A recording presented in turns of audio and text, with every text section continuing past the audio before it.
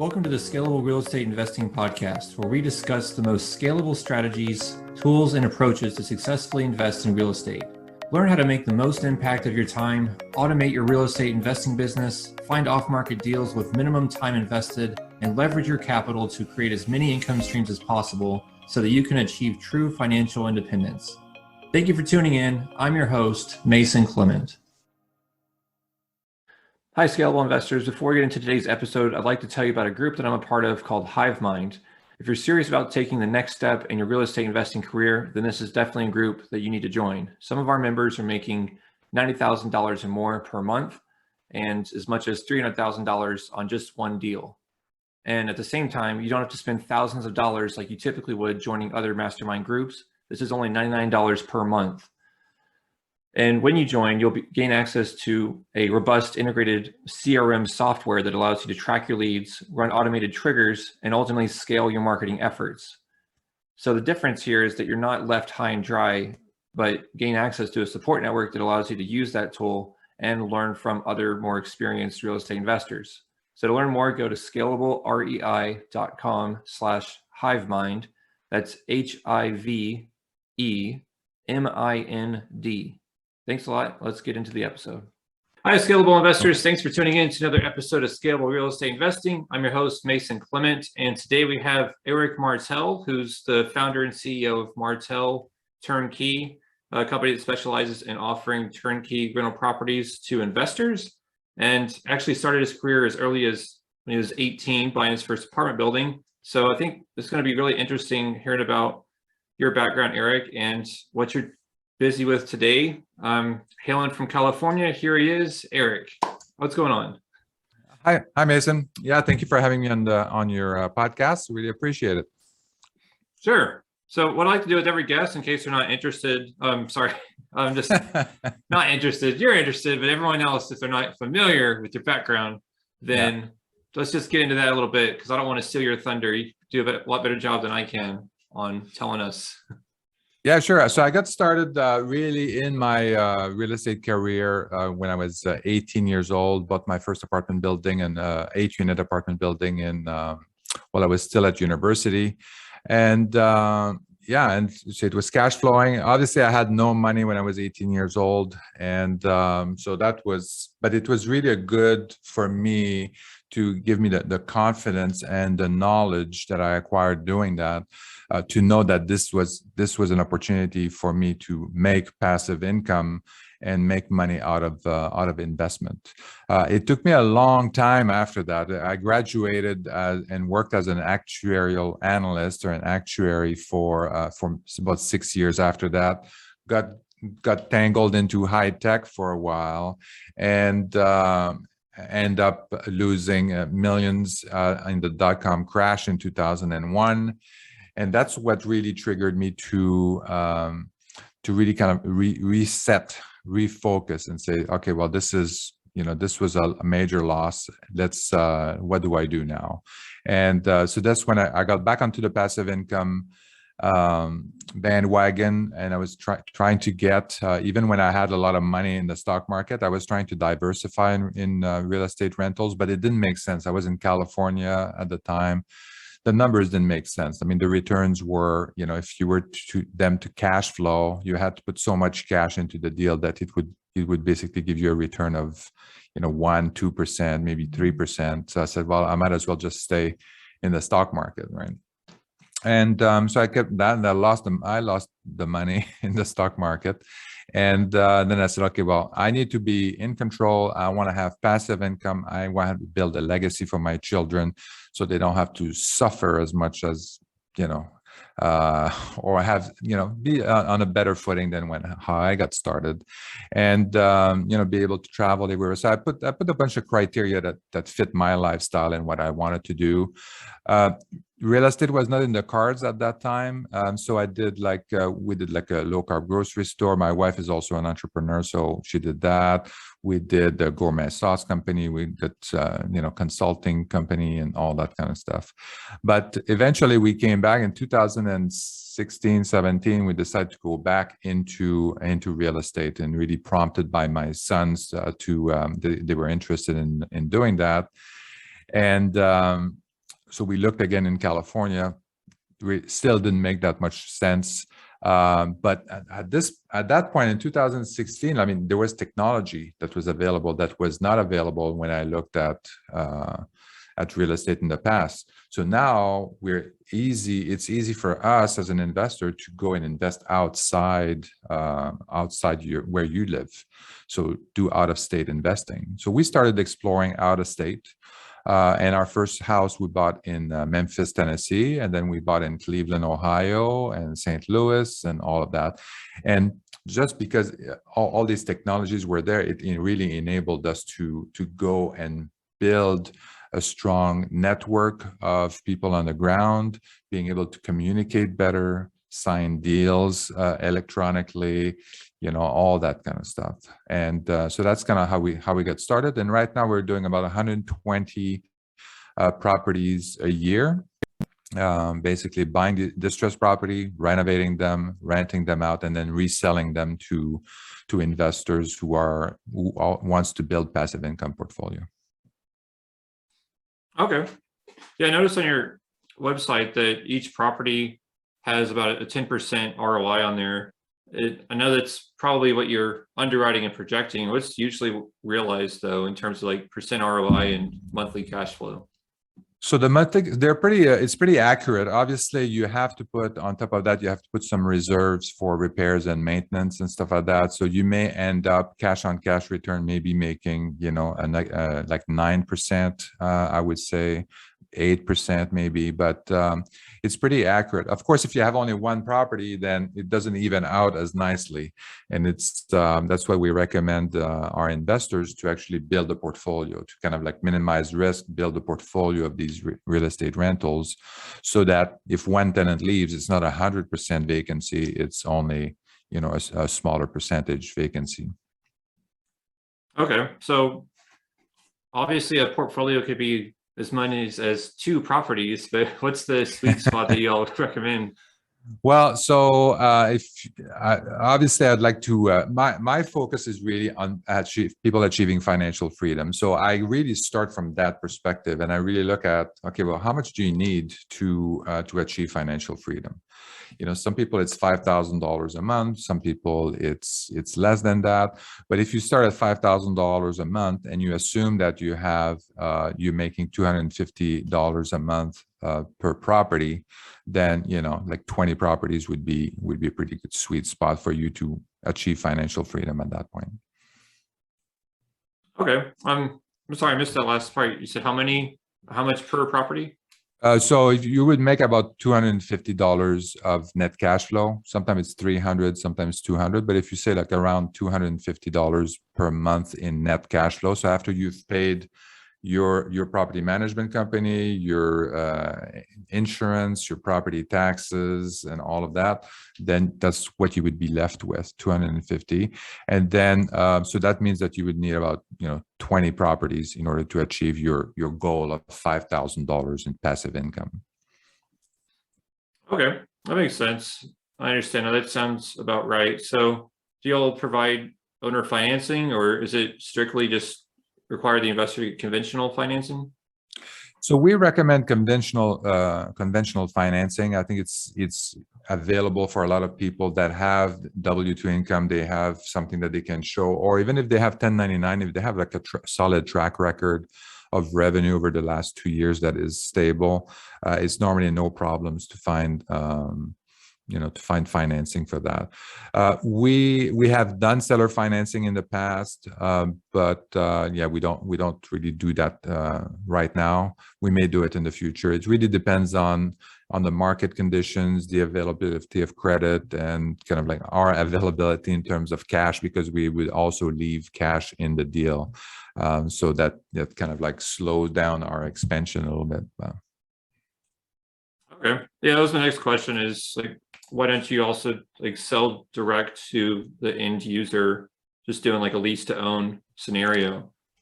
So we have thought about that before, but our focus is really on the passive income. So it's about people that want to rent properties to achieve financial freedom and build a passive income portfolio.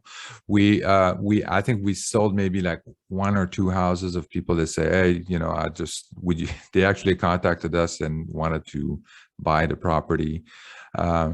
If you look at it like from the other way too, is that the renovations that we're doing is also made for rental as well. So we don't, some houses in Cleveland, we actually put like a granite countertop, but most houses we don't put granite countertop. We only do that for certain properties in Cleveland where it makes sense.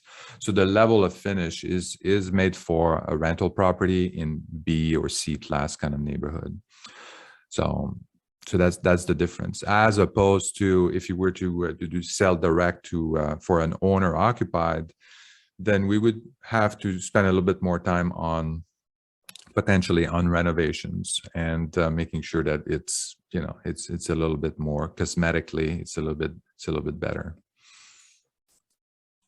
Yeah, I didn't think about that. It makes a lot of sense though, if you're trying to sell to that in person. So I was wondering, how long does it take and how much capital do you usually need to get it rent ready to that B or C level you just mentioned? Mm-hmm.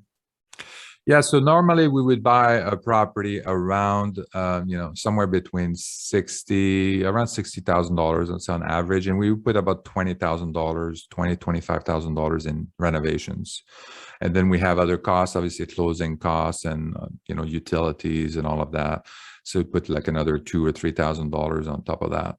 And so that's kind of where we end up, and then we sell the properties around $120,000. Okay. And I imagine it depends on each house in terms of how many repairs they need and all that, but how quickly can you turn it around from like putting it under contract to selling to your end investor?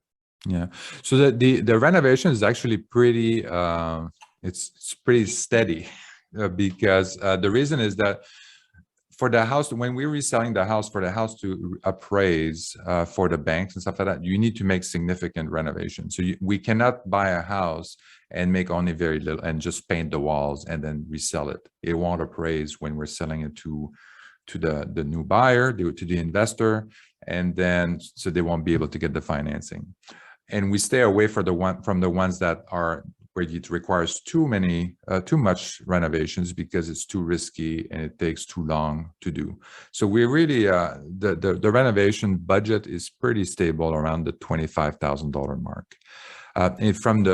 In terms of the duration, how long it takes for us from the first closing when we buy the property to the closing when the investor actually closes on the property and gets ownership, it's about 120 days for that to happen.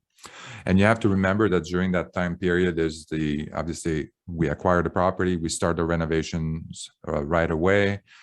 Then we start marketing it for tenants, we rent it out, and then after that we finalize the financing with the new owner, and we close on the property. So every house that we close on, there is a tenant in place, the property is cash flowing from day one, and then we transfer the property management contract to the new owner. So everything is easy for the new investors.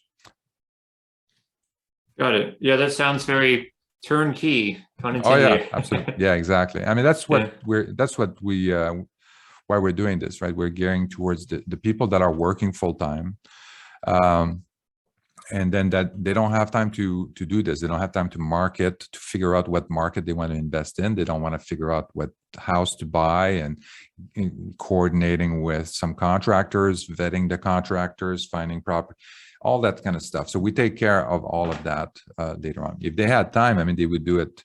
Obviously, there are other ways to do where you can actually increase your return. You could do a BRRRR strategy, but the BRRRR strategy, you need time to do that. And, you know, so find a contractor, manage the contractor, and it costs a lot more money to do that. Yeah, definitely. I think I had a prior guest on my show. If it wasn't my show, it was someone else's show. I've heard horror stories where you find a contractor and then you pay them maybe a couple $100,000 and they disappear and don't complete the work. And never buy the materials, and so it could be a nightmare. It sounds Absolutely. simple, but yeah, that's a huge value add, is having that team in place, contractors that you trust, that you're using on constantly on different projects. And I'm assuming that you do. Is that the case? Yeah. So I mean, it does.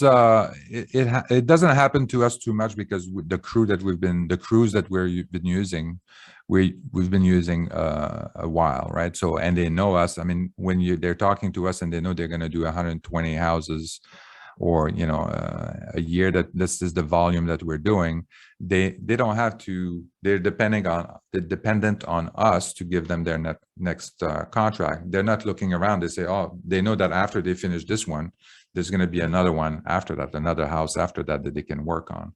So they don't have to worry about that. All they need to focus on is do the renovation. So that really helps them. It also helps us as well, because they're focused on our work, on what needs to be done.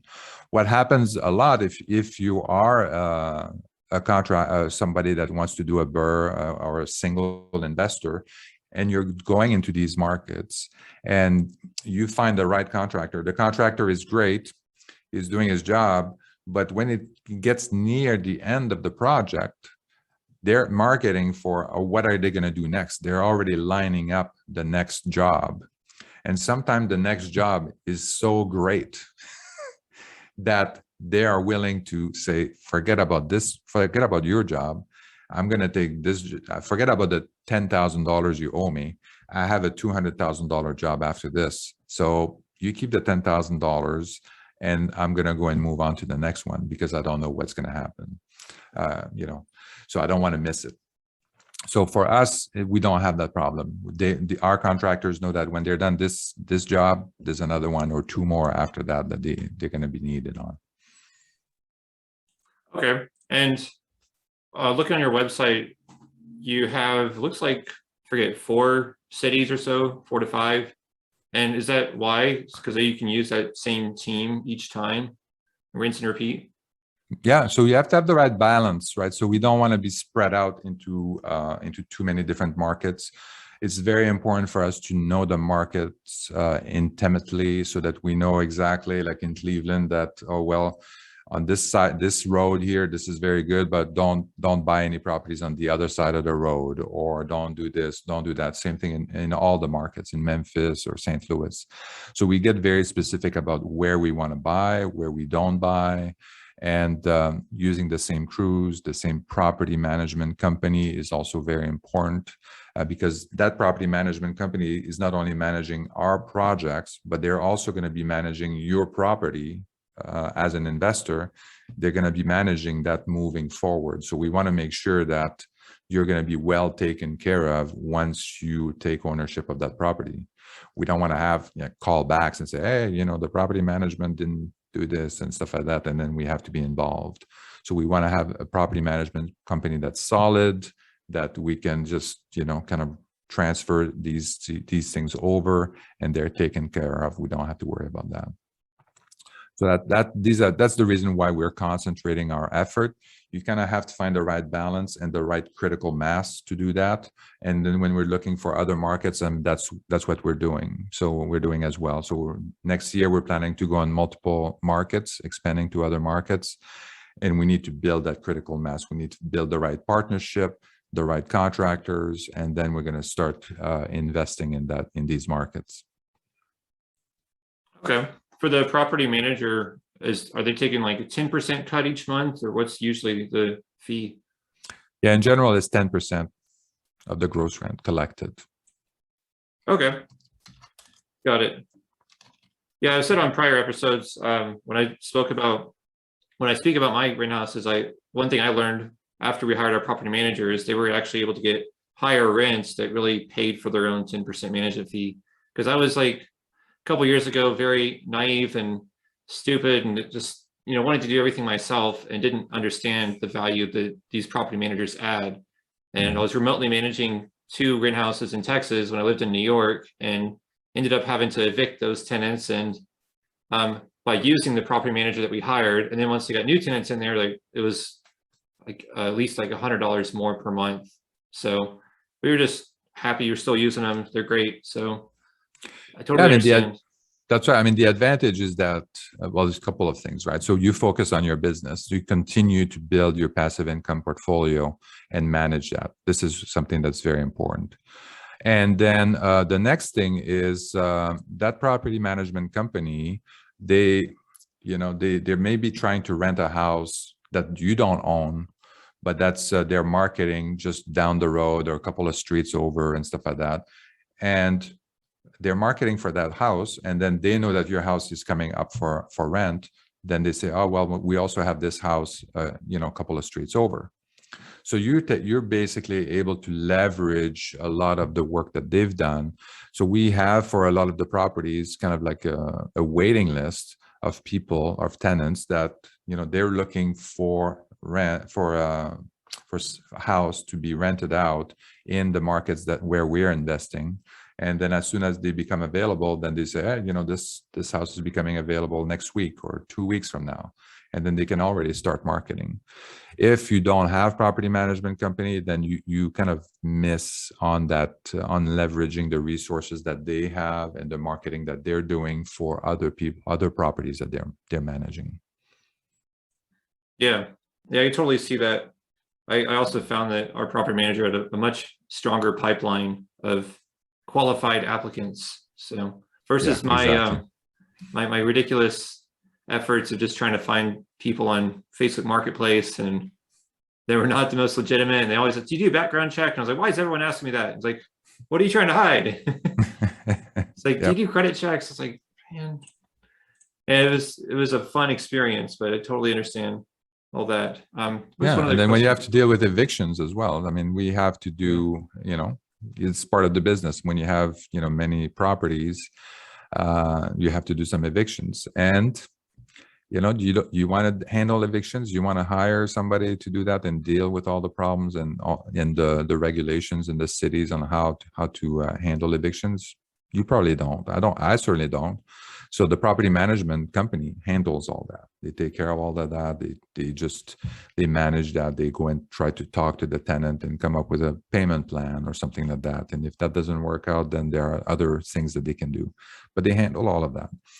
During COVID, there was also some programs to assist tenants to pay their rent using these programs. So we had a couple of tenants like that where the property management company helped these tenants get the I forget what it's called, but some money from the government to help pay their rent because they were, they lost their job during the pandemic. Okay. Yeah, that's definitely helpful. I actually got a check like that from one of my tenants, a COVID relief, whatever they called it. It's a CARES Act check. And then they kind of exhausted those funds, and that's when I had to evict them. So, but yeah, it was helpful. The property manager went in person to that local court, and I didn't have to fly across the country. And the tenant didn't show up, though. They appeared telephonically trying to say they had COVID, and even the judge was not convinced about their story. It was a funny circumstance. But and the thing is that, I mean, these things happen, but the real questions for your listener is like, do you want to deal with those kinds of problems, or do you want to just be like, arm's length and then talking to your property management company, have them deal with all these problems so that you can focus on, okay, well, the next house or the taxes or the, building your business and other markets, etc. Right? So I know what my answer would be. Yeah, exactly. I think that it's just that caveat is like starting out, if you're really gung-ho and fully committed like I was, then you might be like, oh, I don't mind doing that. Puff your chest out and be like, oh, this is great. I'm going to take on all these challenges. And after you do it, you get burnt out and you're like, oh, that was stupid. So if you're listening to this and you're thinking about doing it, just don't do it. I mean, the 8-unit apartment building that I bought when I was 18 years old, I did not have property management on that. I didn't see the value of property management. And the mentor, the person that was mentoring me through that, he didn't have property management either. But that, to me, that experience was good on one side because it was, I managed to get like an investment that was cash flowing with no money down and all of that, and in real estate. But the other hand, on the other side is I didn't have property management, so they would call me for problems, and they would call me for this, and then I had to deal with tenants not paying or having to go and collect the rent and all that kind of stuff. And it's just a pain. I mean, and that kind of leaves you a bitter taste in your mouth, and you're kind of reluctant to go for the next one. That's why you're better off to just go have the property management take care of it and think of it as a business. Yeah, that's exactly what I encountered and experienced as well. Collecting rent seems really simple on the surface, but I don't know, it's just tough. And you can't like just go over there and knock on the door if you're managing remotely and ask where your rent is. And yeah, it's a pain. So in terms of sourcing your deals, I assume you're just doing like direct to owner marketing, or do you also buy from other investors? How do you usually do it? So we have a couple of ways. One way is off market deal, or even MLS deals. So from just right straight off the market, nothing special, and then we analyze those. About 50% of the deals are really coming from that. We have about 25% of the deals that are coming from wholesalers. We also have a wholesaling company called Rocket Offer that is also helping us source deals as well in those markets. So that helps as well. And that's part of that 25%. And then we have another 25% that are really pocket deals from property management company or realtors and they know us. We have built a relationship with them, and they know that we're always interested in single family rentals. So they basically know our buy box, and they contact us with deals. Okay. Do y'all usually focus on like 3-bed, 2-bath, or what's your typical unit mix there? Yeah, so normally there's about two bed, 1-bath at least, and then about 1,000 square feet, just around that. They're a little bit older than some, maybe around 60s, 1960s, good solid construction, all of that. And then again, the repairs around $25,000 in repairs. And where we know that we can also increase the value and get an ARV of about 110. And then we kind of back out the numbers and then come up with a purchase price on that. All right. And which markets are you in? Again, in case hasn't looked at the website. Yeah, Memphis, Cleveland, St. Louis, and Detroit right now. We also do some houses in Akron, which is close to Cleveland. We also did some in Cincinnati, Ohio, as well. Okay. But really, the 4 markets is the ones I mentioned. And how did you determine or narrow it down to those are the sweet spots you want to focus in? So we really look at the macroeconomics of things, really.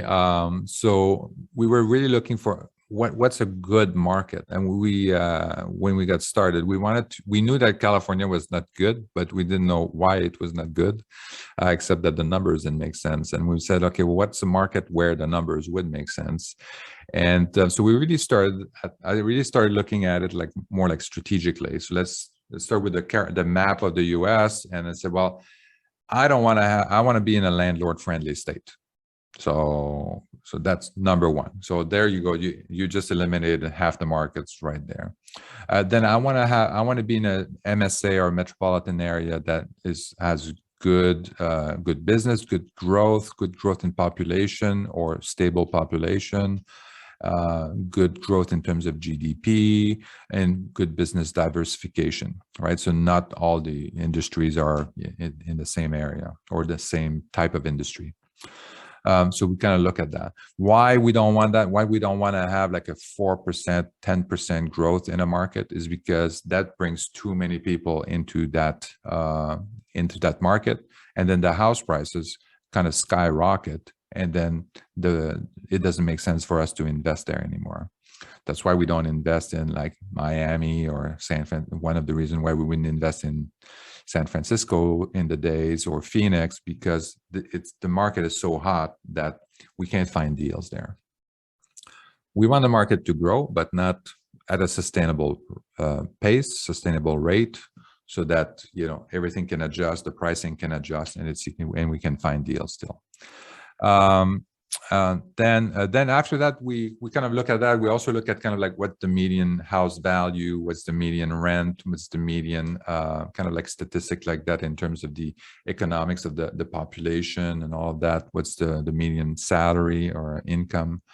And then does that make it? What's the affordability of these houses? How many people are renters in these markets? All that kind of stuff. And we kind of start to look at things that are around the 1%. When you look at on the aggregate like that at the MSA level, you can't really find the 1% rule. So we have kind of like a broad band, like 75 to 125% of that rule, the median house rent divided by the median house value. And then that kind of identifies some of the markets that we want to look at first. And then that's after that, we start getting on the phone and talking to people that live in the area. So talking to property management, talking to realtors and all that kind of stuff. So that's kind of our process for going into these markets and why we've identified these markets. And now that we know that these markets are successful, it kind of reaffirm kind of our criteria for these markets. And now we're trying to find like, okay, what are the next markets? What are the next zip codes that we need to look at to invest in? And that's what we're looking right now. Okay. You said instead of the 1% rule, you're using a range of like 75 basis points to 1.25%. Yeah, because at the aggregate, I mean, obviously in a city, you're going to have some houses that are super expensive and then other houses that are super cheap. So none of them are really in our target. These edges, the houses on the each end of the spectrum, they don't fit our model. We're kind of somewhere in the lower quartile of the curve there.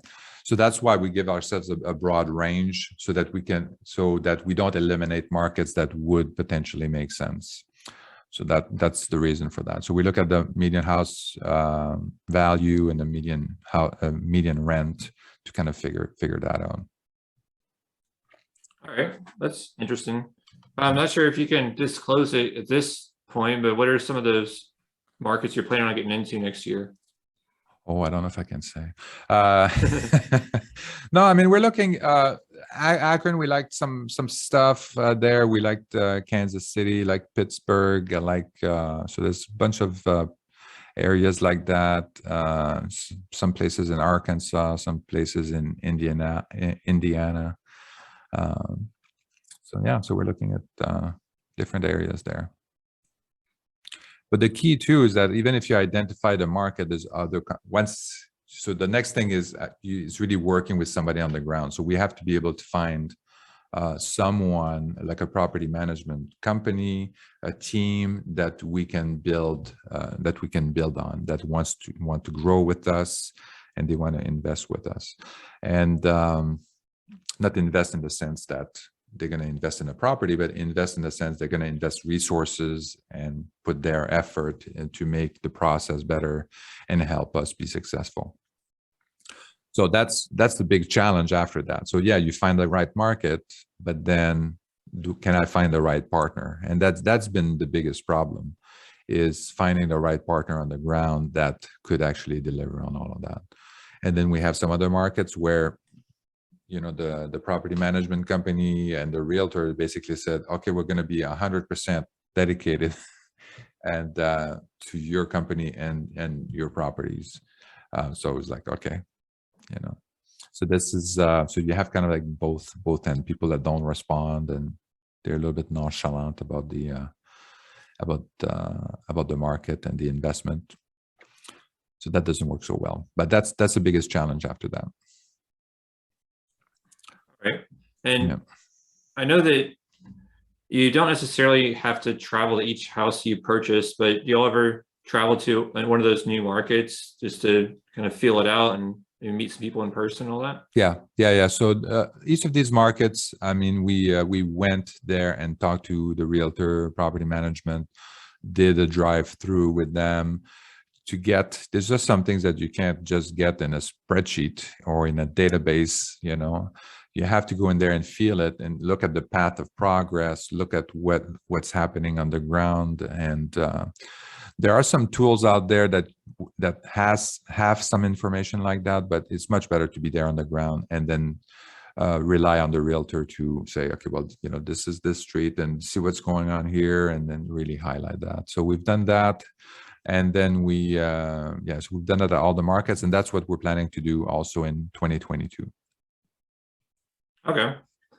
Yeah, I definitely see the value in that, because I mean, Google Street View, I think, is revolutionary compared to like how things were done in the 90s, but it's still, your Street View image might be April 2013, so you don't really know what's going on. So we'll hear that. Yeah, that's true. And then you don't know how things are progressing. I mean, if you have a realtor that's like our realtor in Cleveland is like the top realtor in Ohio, so in the state. So he knows what's going on in that city, and he knows all the projects. He knows all, he knows it all. So I mean, and it's none of that is in a database. None of that is in anything. He just knows that he talked to some guy that was investing, and they're planning to build a new development here, and they're planning to build a tower here, and there's gonna be a shopping mall here and whatnot. So he's aware of all of that, and it's hard to get that kind of information from another source. Same thing in Memphis and all these markets. So you want to find the right person, and meeting them is also very important, because you're building the relationship. That's your first relationship point. And then we go there like on a quarterly basis. We try to go there on a quarterly basis. Just again, we do meet the property, some of the houses and all of that. I bring the sales team over there to visit the houses, so they can see kind of like the what's happening with some of the houses that are in progress, and see the area and all of that.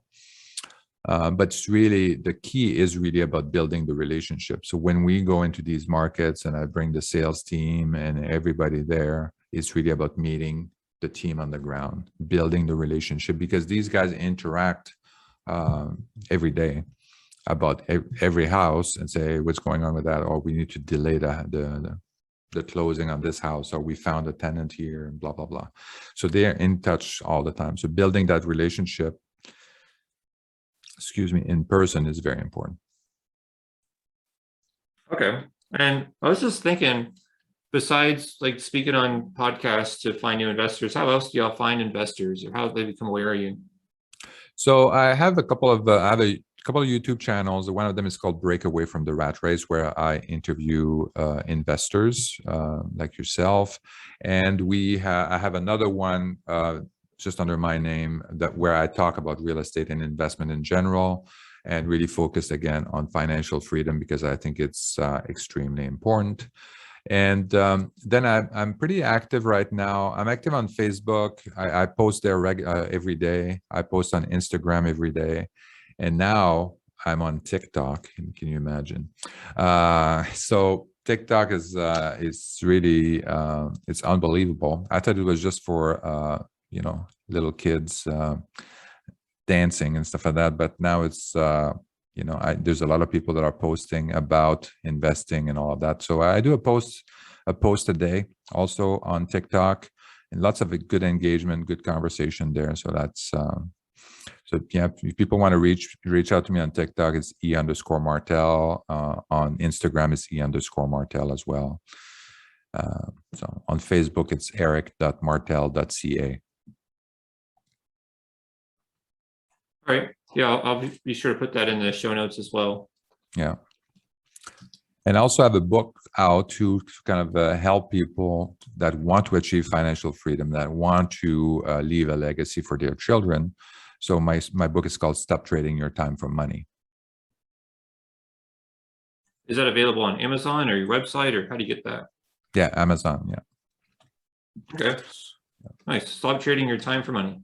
Yeah, it's a how-to guide, so it would actually bring you through. I'm hoping I'm giving you all the information that you need to succeed. So everything is in there, and then on my website, then once you get the book, then there's a link in there to get the tools and stuff like that off my website, so that people can there's some tools and templates that people can use to help them through the process. All right. But all the information is in the book, and of course our website MartelTurnkey.com. We have a lot of good information and articles there as well, and the properties that we have for sale. Okay. And maybe a silly question, but y'all do a good job of keeping that routinely updated. I mean, I know you also have some sold properties on there too, so I guess it's all a mix. Yeah, so we have sold properties there as well, because we want to show people kind of like not necessarily a track record, but we want them to see kind of like the work that we've done in the past, and it's just not okay. You know, we have like 8 houses for sale this month. It's not, and some of them, I mean, we don't even have pictures yet because it's still under renovation, so under construction. So we want to show them the kind of work that we're doing, the kind of kind of properties we have, and all of that, so that they know that we have a track record, that we're doing 120 properties a year. So we've been doing that for a few years. So it's not our first rodeo kind of thing, but also kind of like, this is the product. This is what people can expect, and we're pretty consistent with that.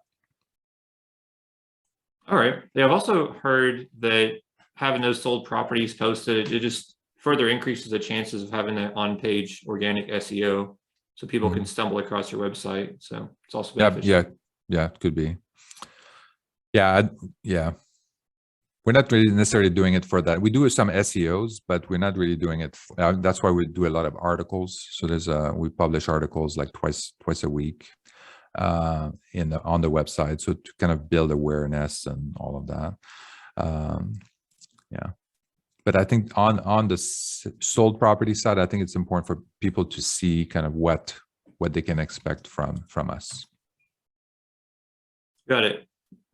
Yeah, that makes a lot of sense too. Just kind of seeing that end product, yeah, what other people have been able to do working with your company. Okay. Well, I feel like we've covered all of my questions. Do you feel like we left out anything that you want to cover? No, I think this is great. I just think that what I want to say is that people should really focus on investing. I think this is very important.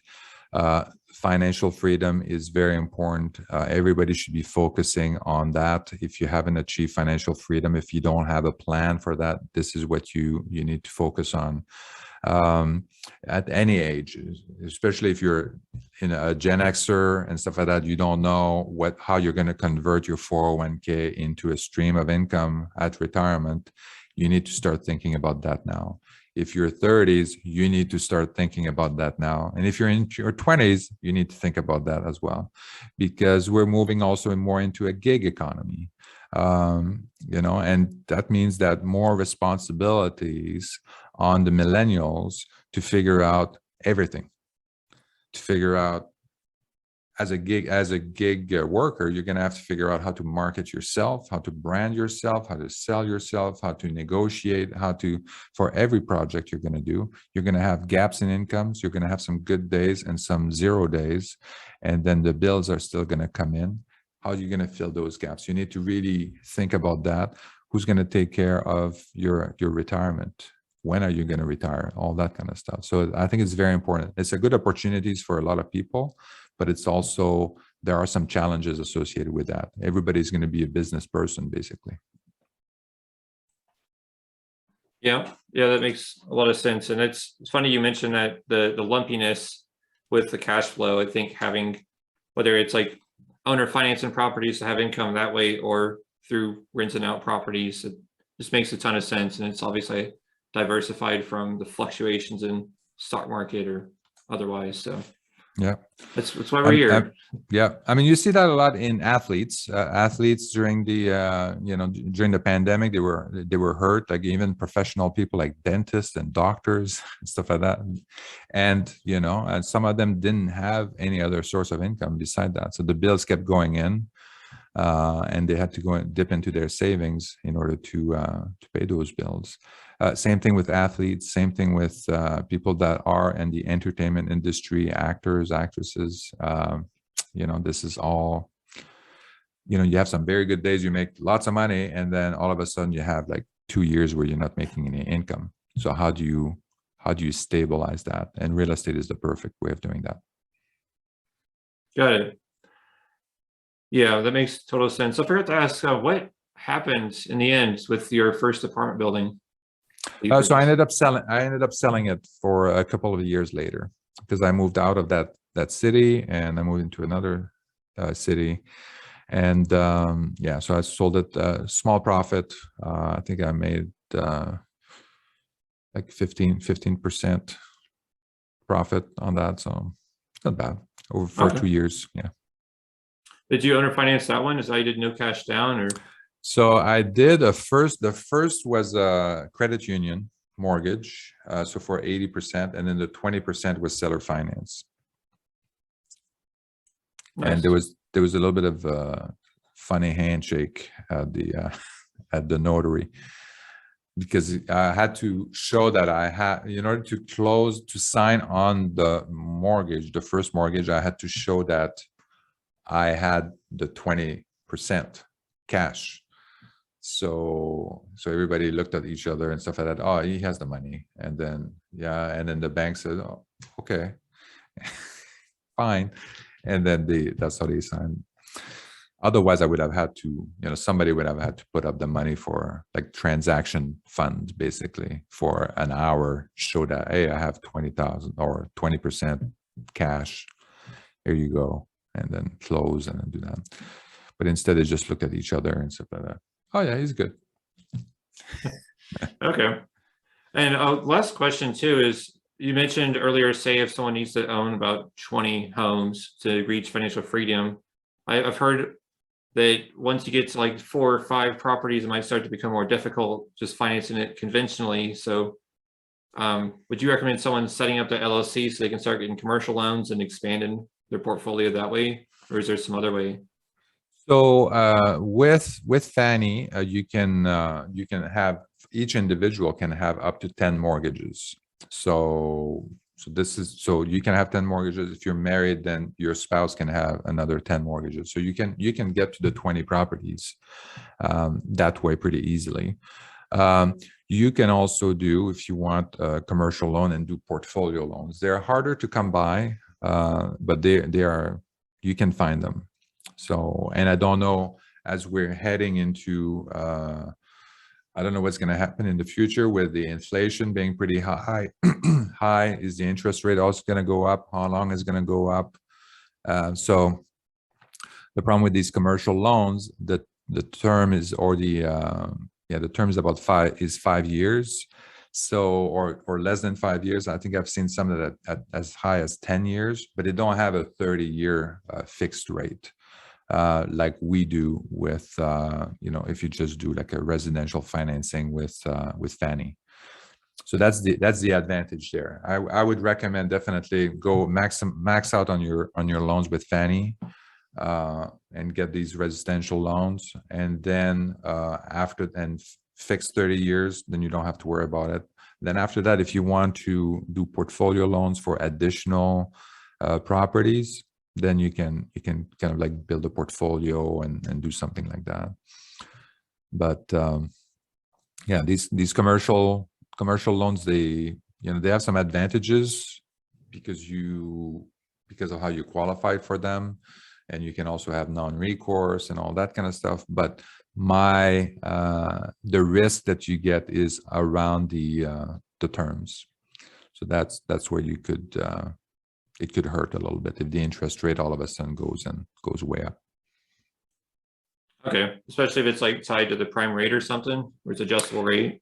Yeah, if it's adjustable, definitely that's going to be. Some of them, they have like fixed fixed 5 years.